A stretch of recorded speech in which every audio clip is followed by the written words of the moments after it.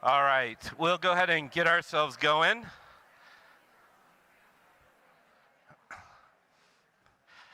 All right, so some people thought it was going to be really fun to put the Britney Spears headphone on me and play also NSYNC behind me. So I was going to start busting it out. Can't sing. I can dance, but I can't sing. So maybe later. We'll see. I also want to apologize for being bald and having a bright light on my head as well, too. All sincerity, thanks for making the time to be able to be here. I know it's hard being in multiple places at once.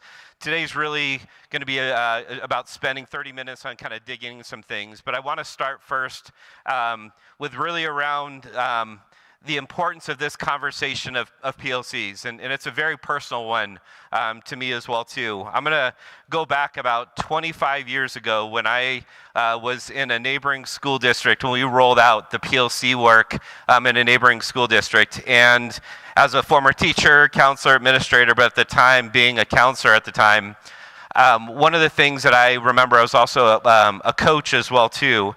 And I'll tell you about a story about a student and why this is so important to me. I was lucky enough to be a head coach and had some fun success while we were there, but I had a player that was on my team that was probably one of the most gifted players I think I've ever seen in my entire kind of playing career. And I had a chance to play college soccer, play professionally for a little bit as well too, coached a little bit, so I had a chance to see some really good players along the way.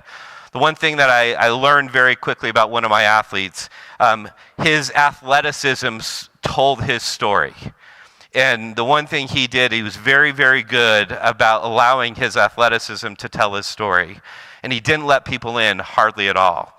And so as a counselor, one of the things is I spent a lot of time trying to notice students in kind of their natural environment, how they were. And he was a master about telling people about this much about himself, so nobody ever had to know a lot about him.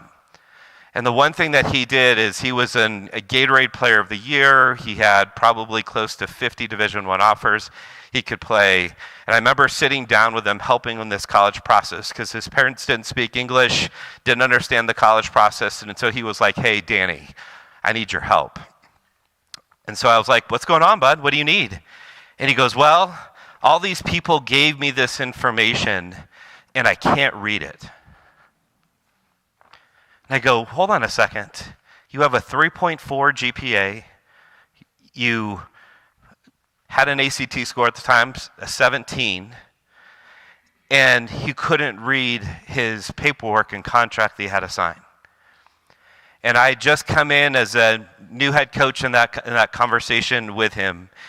And I remember sitting with him, and literally as he was saying that, "Danny, hey, I can't read," you literally saw tears rolling down his face. He was scared to death knowing that he fooled people for so long that he didn't realize he also fooled himself thinking he was going to be ready for what's next. My greatest fear about our students is we have students that are really, really good at telling you part of the story, that if they're not making behavioral choices that's bringing attention to them, we have roughly, in my opinion, as I look at 68% of our kids on a bell curve that are in the academic middle that just kind of just do school. And it scares me to death when I start thinking about the amount of talent and potential that potentially a student can't find within themselves because we don't spend the time to get to know them. The PLC work has been a vital part. Sitting here looking at Jason Jacob, we opened up Legend High School close to 19 years ago, way back when. We were talking about PLCs way back in the day to try to find a way to be able to make this happen. It's something I know I've been advocating for a really long time. I really wonder as a system of how do we do the great work that we need to do and not build time in for teachers to be able to do the work. Today is about making sure, and it's a very important day to me, and I get a little giddy. Dr. Kirby and I were having a little conversation about this earlier, about it's about time. K-12, PLCs, the opportunity to build in dedicated, uninterrupted time so our teachers have a chance to be able to do the work without saying, "Hey, go find your time on your own to make this happen," or principals, be creative on your own to be able to double block specials, whatever it may be, to be able to build in this time to make this happen. This is a commitment we've been making for a long time, knowing that in our strategic plan, this was one of the first things that we wanted to be able to do as a system. And so as we're engaging in this conversation, today's really about 30 minutes, and it's going to be a quick kind of snapshot of some of this work, knowing this is going to be ongoing conversations. If you saw the theme, and huge kudos to Matt, Erica, Charla, Deanne, whole kind of CIA team on really setting a structure for us to engage in this conversation meaningfully through a variety of sessions to do this. This is really an opportunity to be able to share some foundational information that our principals also helped create as we went through this process. So today, I want to show you a couple of things. One, on this presentation, there's a link that's going to be on the bottom, and I'm just going to walk through a couple of things with you around, like foundationally, what would we like to see foundationally in our PLCs, and then we're going to talk through a few of those details, because the reality is there's some foundational structures we want to be able to have. And then we're going to start talking about, like, how do we talk about the effectiveness of highly effective, kind of that PLC light, PLC right, PLC tight kind of conversation is what's going to evolve over the next couple of years. And so as we engage in this conversations, there's a link that's here on the bottom, but I already kind of open it up to kind of highlight and hopefully make it a little bit larger, that there's really this internal framework document that our principals helped last spring create to really help establish kind of what are some of the foundational structures that we would like to be able to have look like in a system this large. And so what I don't want this to be is about kind of the rules, because I've always struggled with rules. I think there's edges of rules, and I've got to be good about what that looks like, but we do need to talk about foundationally, what would we want to be able to see within this? And that's simple things from the general topics, and I'll let you read through some of these as a team on your own. But we really want to make sure that, what does this look like around this being protected time? This 45 minutes time that's allocated for late starts on Friday, it is unequivocally dedicated to PLC time, period. This is not a time to do extra trainings for something else. This is not a time to be able to do kind of larger level nuts and bolts kind of meetings as a school. This is dedicated time for our teachers to be able to do this work, period. All of our departments have had conversations about we are making sure that this is dedicated time for our teachers to be able to engage in this work. What I want to say in all of this, and what we want to say in all this, is teachers, you're incredible. Period. The work you do every day is unbelievable, and we want to make sure you have dedicated time to be able to engage in this particular work. And so when we say 45 minutes of times, I remember when I rolled this out in our neighboring school district, it was really interesting how it became 20 minutes of time very easily, where I can remember feelings of people rolling into the meetings 5 to 10 minutes late, talking about kind of whatever it may be, talked about 10, 20 minutes of student information, and then we're like, I need to get myself ready for my next class. That is not what we're trying to do. We want it to be dedicated 45 minutes times as we go through that. So we've kind of identified some different areas around kind of this sacred time. We also wanted to make sure there's some structure on the focus and inquiry of this. We should all be familiar, obviously, with the four essential questions around the PLC framework in the sense of kind of what we're doing. And so we really wanted that to be able to be at the core of the work. We also want to just talk about preparations for the meetings. There's things that's built in within Solution Tree that has been researched for 30 plus years around some of the effectiveness of running high quality PLCs. That really kind of becomes looking at kind of that number 3 area here, which I'll scroll down, is kind of what does that look like around ensuring there are agendas? What does this look like around something that's around evidence-driven based practice? Do we have understanding of people's roles and responsibilities? I've been in plenty of PLCs as a teacher, as a counselor, as an AP, and one thing you have to be careful about is it's very easy for one person to make it their own personal PLC and not have collective ownership of what that PLC looks like. And so is there some structure that's built in up front? You start talking about training your PLC facilitators, and what does that look like? And to provide some of those tools, as we want to make sure that, again, we're setting some of those structures as we do this particular work. As we engage in this, we really want to make sure we're defining some clear things. And I want to make sure we're being as absolute as we can engage in this of what PLCs are and what they're not. We know this is not department and grade level business kind of conversations. We know that this is not about you grade, I grade, we get this stuff done. This is about trying to make sure collectively we're engaging in this work and really making sure that it's very easy to have to try to navigate the frustrations and people venting what's going on. This is really about bringing student work into these conversations and making sure that it absolutely impacts our instructional practice as we engage in this. The other part of this, and one of the hard things that I will say as an administrator, if there's not clarity on what what the administrative role is in the PLC, it can feel strange when all of a sudden an administrator rolls into a PLC of like, what are you doing here, and are you evaluating me? One of the things that I'd say is as an administrative team, which we're really going to spend some time and energy on throughout this year, is really as an administrator, your goal is to remove as many barriers as possible so the team has a chance to be successful. We want to make sure that we can be a great facilitator of that and being a part of the process. One thing that's so important in this work is there's so many successes that are going on in PLCs. The question I always have as an administrator is, how do you celebrate those systemically as you're doing the work? And so we really want to identify kind of what that role of the administrator and the administrative leadership team support is.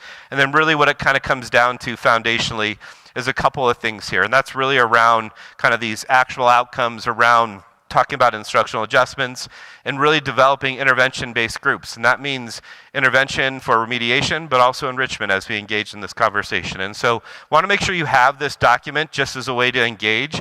And then really kind of the frame of this whole structure and presentation today is really mapping out some of these particular areas. We know as we're talking about this work is this is really about fostering a collaborative culture for ongoing cycles of inquiry and action to better student achievement and better student results. That's really what we can be able to get to at an individual and granular level as we're engaging in this work. And so we really want to make sure this time is really focused and protected on really around what student learning realistically looks like. And so we've talked about kind of that 45 minutes of that dedicated time, and really a big part of that is about making sure there's that consistent engagement and attendance, I think, of our folks that are in this process. This is a huge opportunity. I will tell you the one thing that's hard is we're asking our families to drop off their students 45 minutes late, which has an incredible impact on our families. No, we're still working on base issues to make sure all those things are navigated as well. We want to make sure that we show our community why this is so important as we move forward, because it is. It's an impact, and at the same time, this is something that if we look at majority of large school districts that are out there, I want to say something like 13,000 school districts across U.S. actually have PLCs in them. And I think for us is we had to spend some time to build that trust with our community to know that this is absolutely needed. I was still waiting, and again, I'm still waiting for additional emails just around this and saying of like, why are all of a sudden you changing our time? We sent a lot of communication out to our community that this is happening. We gave you, our principals, kind of some different resources to send out within their newsletters as well to remind them that late starts are going to be happening. I do want to remind everybody in the first short week is not a PLC on that Friday. We know that Wednesday, Thursday, Friday, you're getting things running. That following week is when we're going to start kicking in that PLC time as well. The four areas that we really talk about around the four essential questions, so at least for me, the way I think about it is really around define, assess, respond, and extend. That really are the four components that we're really engaging in the PLC process, and we just want to try to simplify this piece. The one thing that I will say that it's been interesting to work, I think, sometimes with our graduate schools and undergraduate schools is, are they spending time sharing this information about what PLCs are? One thing I would be careful is that we don't make assumptions of what a PLC culture is, and then really what is the structure of a PLT is within a building. And I think mapping some of those things out without having assumptions, we know that we're going to want to go faster than sometimes we're realistically able to. The other part that I will say is this work is already happening in almost every single one of our buildings. We just want to make sure we have some consistency of some of those foundations as we're moving forward, which really kind of gets into, again, some of the structures we talked about. These are some kind of the quick vantage points of things that we want to make sure that we're having. We talk about agendas. We do want to make sure that they're authentic agendas as we're doing it versus the check mark, oh, we did that and we move on. But there's an authenticity that we need to make sure that's a part of that. We also really want to make sure, again, I will always say, and the one thing that something as a principal when I had this in my building, it was where we bring student work into the PLC. That's probably one of the most important things we can do is engage and bring in that student work into the PLC, which really allows us to progress monitor of, one, how are students doing in relationship to being on grade level, and how are we extending and enriching that information, remediating, how does it help us differentiate the needs for students, and that really is a big part of this process. But again, we also want to make sure those roles and really some of those norms of the functionality of what does that look like. I'm going to say something that I know I'm being recorded, but I'm also going to try to say this as best as I can. I remember the first PLC that I was in, and all of a sudden somebody said, you have to do norms. My first feeling of like, norms, okay. I I should just be a good professional and I should just do the work. Why the heck do I need these norms things? And I've struggled with that for a number of years when I started this work. And what I had realized going into these meetings is I didn't realize not everybody had that same approach sometimes in the sense of what a high-functioning PLC looked like. And I was super naive in thinking of like, everybody's just going to do the right thing even when it's hard. I'm more mature, again. And I start realizing that if you don't establish some of those working norms of what that looks like for you, when things get hard and you don't have norms, it becomes personal. And when it gets personal, what happens to team dynamics?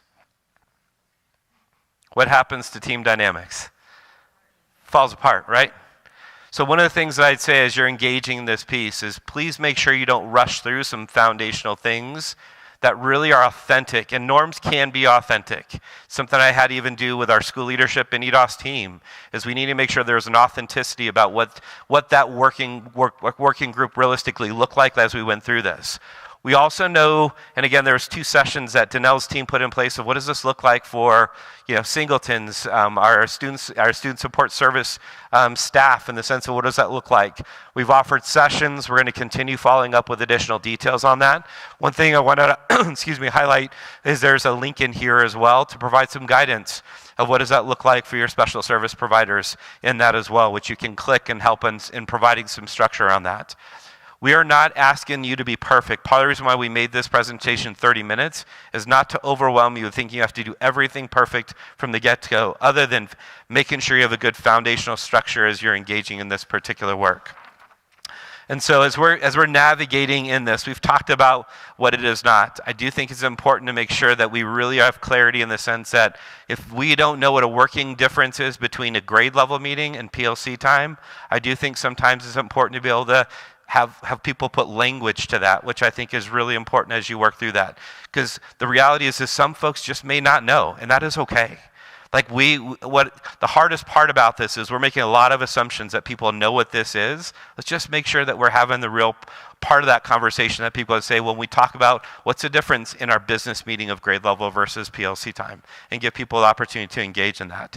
So as we're navigating this, our administrative leaders, PLSs, as we're engaging this, I do think we need to make sure our PLCs understand what the role of the administrative support looks like.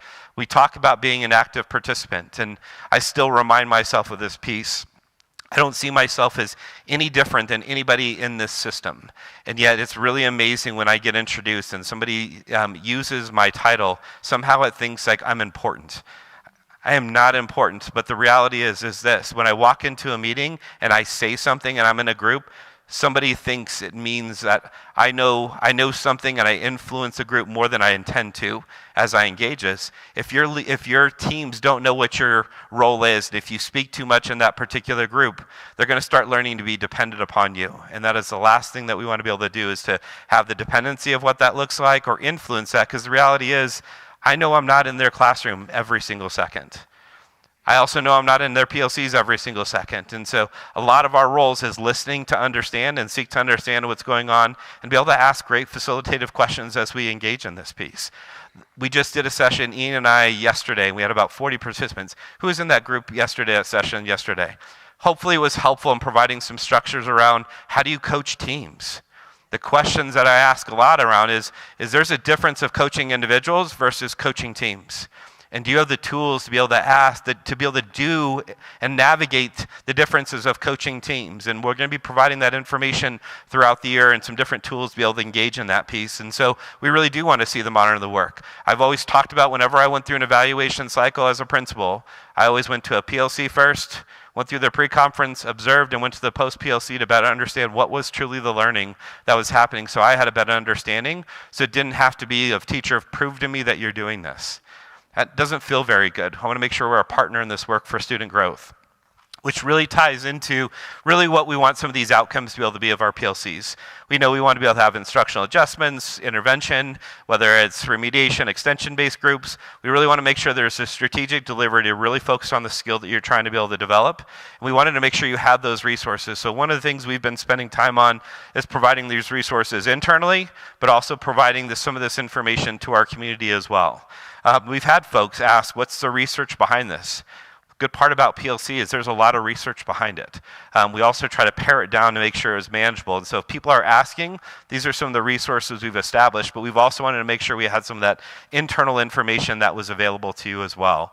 And so these are just some of the different kind of general structures that we have in place, but wanted to just give a quick snapshot of what some of those kind of foundational things were. But I also wanted to be able to leave in any extra time for any questions that you may have as you work through that. Understanding that I know a number of the questions will be coming around, what does this look like for these singletons, individual kind of base modes? We have different resources that we'll continue to keep providing you. I know Danelle's team will be an active part of that conversation as well too. But again, wanted to build in some time to be able to share that. So this was just some really foundational information and some resources that were available to you. But again, what questions? This is a time for you to be able to ask and also make fun of me as I wear this microphone as well too. So what questions do we have that's sitting out there as well? And don't be bashful. I know this group isn't bashful. Yeah.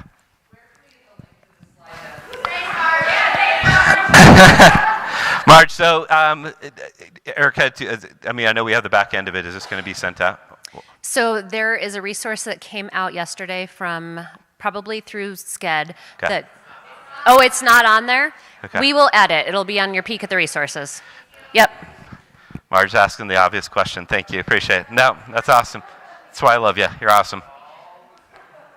What other questions that are out there? And feel free to ask. Yeah. Trish.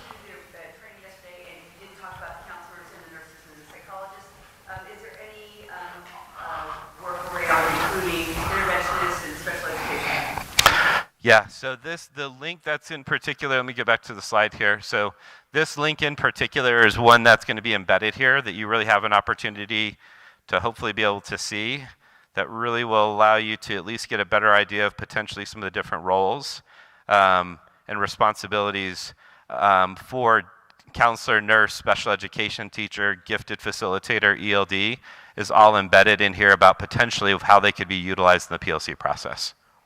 And again, we know this is going to be an ongoing conversation of trainings that we've got to provide kind of throughout an entire year. Our challenge that we've been trying to do is not to overwhelm you with 9 million pieces of information, but to give you some foundational information of what do we expect to see foundationally in all PLCs, and then we start getting in the conversation of PLC light, tight, and right as you engage in that, as well as the tools to support you as leaders and PLC leaders around helping to ask facilitative questions around really those 5 prerequisites that should really be found, that should be in our PLCs, which really are tied to the 4 questions around what is what's a high functioning work group, guaranteeing viable curriculum, instructional assessment, an assessment aspect of things, and then what does it look like for intervention and extension opportunities. Those really are those 5 prerequisite pieces which we'll support you with.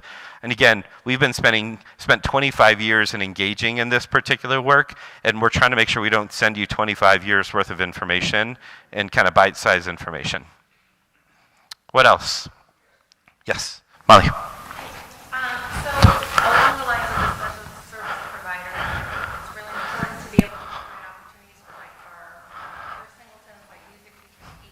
Yeah. Virtually be able to connect together and do some learning in their own profession together instead of just as a small group or something like that. What are the plans for that? Because I always feel like those people are adrift in a lot of ways in this work. Yeah.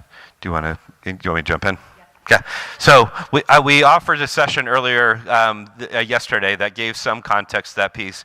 What we're trying to do is to coordinate some efforts to be able to get some of those, even if it's just within kind of in a feeder within a region, to be able to coordinate some of those particular efforts, that they can have kind of some of those light conversations best part about where we are from a Google and Zoom kind of side of things is the ability to engage in those working conversations, to be able to support that process. And so we're really trying to provide a lot of those details up front. We know functionally, again, a lot of these PLCs have been working kind of already within it. I will just say the biggest challenge I'm just going to just call out that I look at it from an elementary perspective is our principals have been used to being in every single PLC.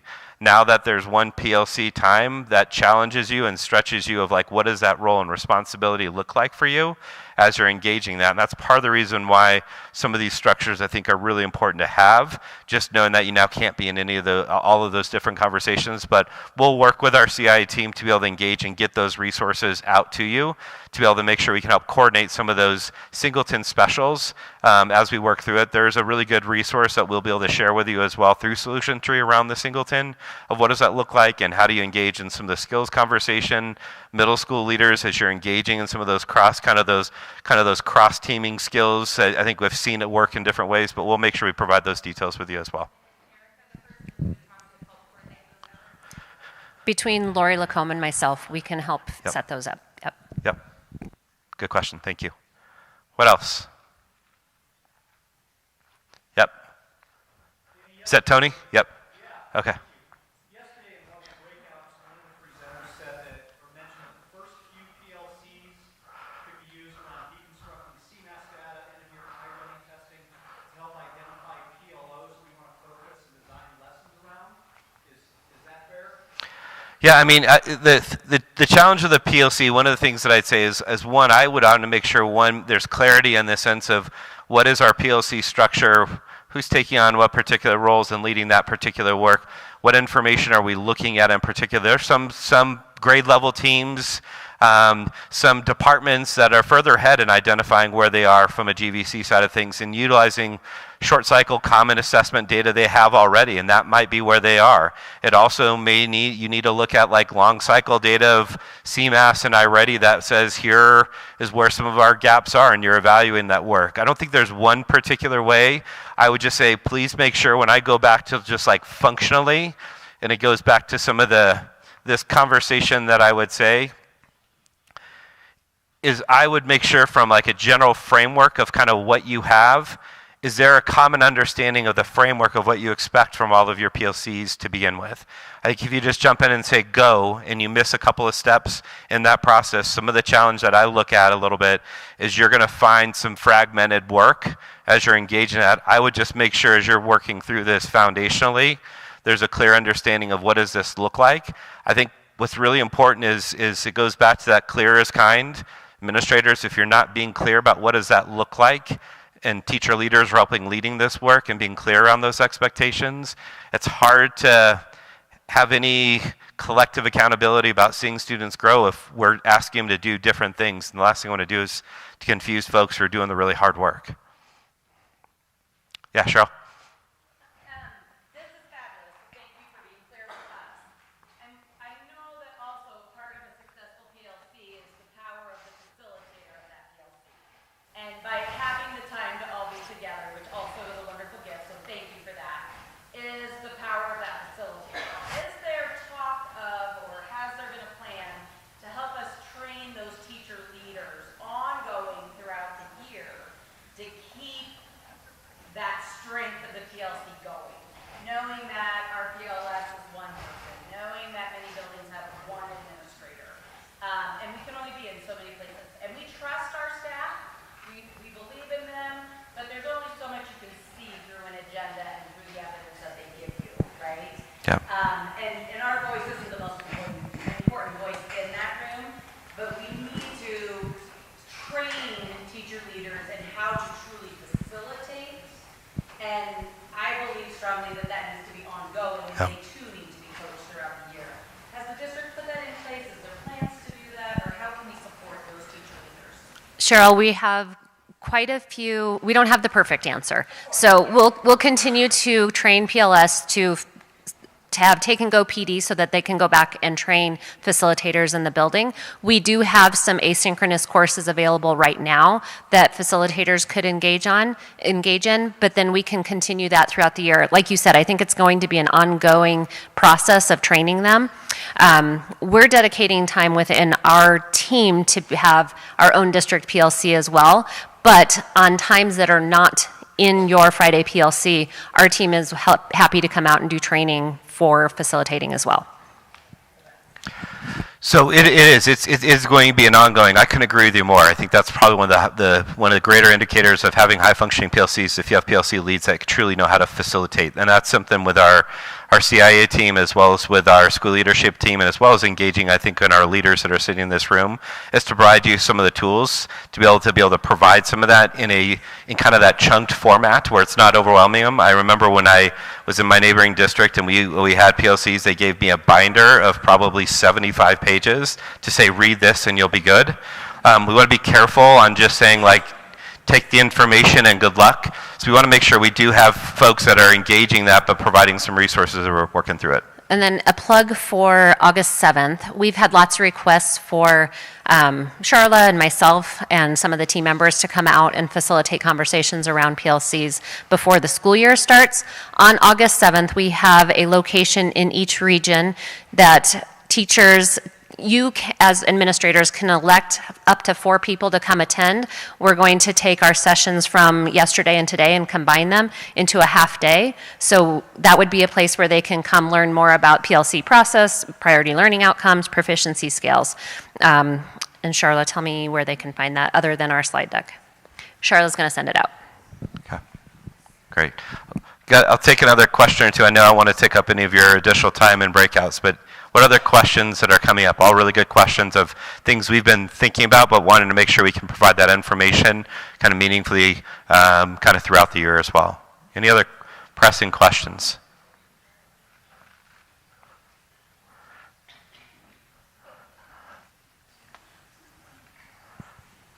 All right. As we work through kind of this transition in the PLC process, one, we hope this feels like it's an investment in you and our teachers to make sure there's that dedicated time as we work through that.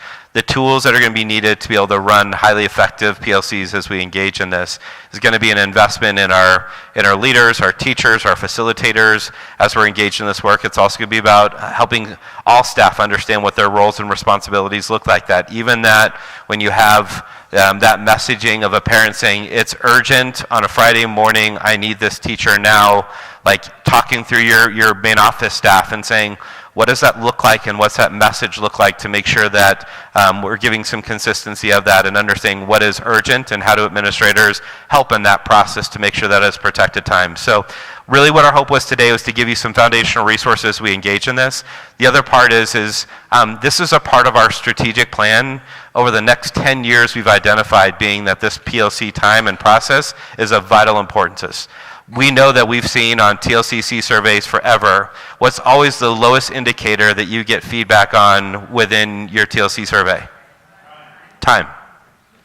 It has been that way for the entire time that I've been in my roles as a teacher, AP, principal, etc. This was our dedicated effort to help address the time piece, knowing that you were stretched so far within your schools to build in that dedicated time.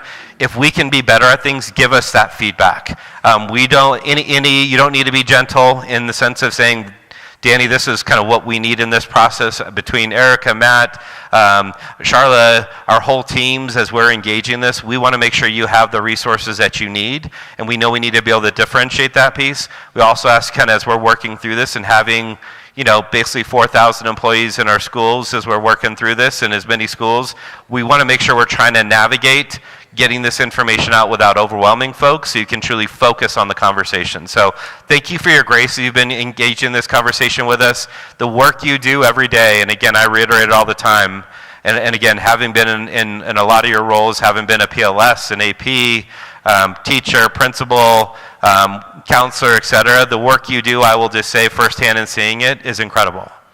If you've looked at how our school district has The trajectory of our school district over the last 5 years has been some of the greatest growth we've ever seen in this district. And that just didn't randomly happen. It happened because of the people that are sitting in front of me. You're amazing at the work that you do. Thank you for bringing the inspiration and joy to the work.